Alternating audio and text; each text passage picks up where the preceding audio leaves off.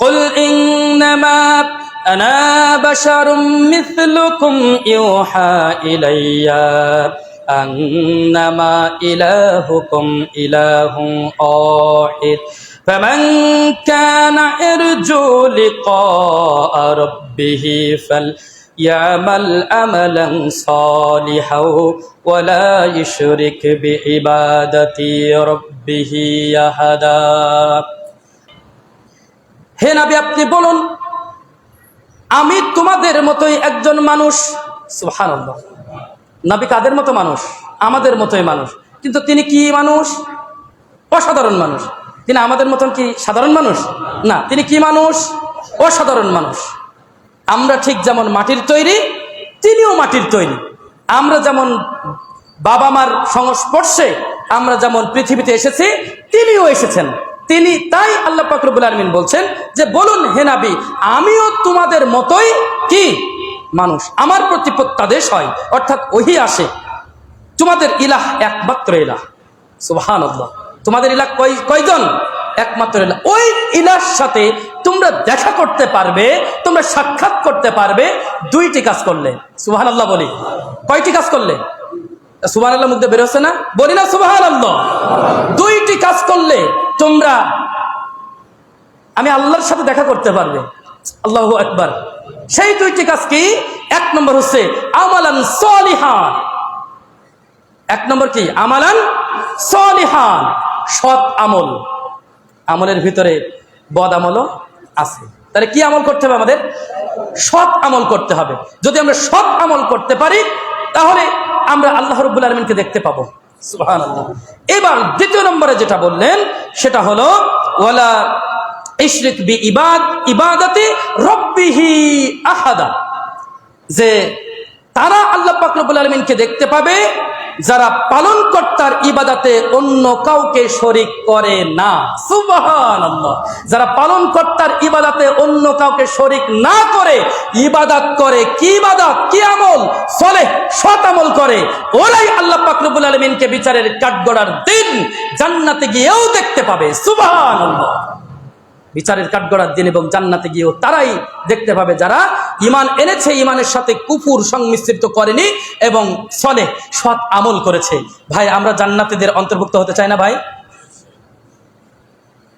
ও যুবক, তোমার রূহ জানে না তার কখন মৃত্যু হবে। ও যুবক, ও মুসলিম ভাই, ও মুসলিমা বোন,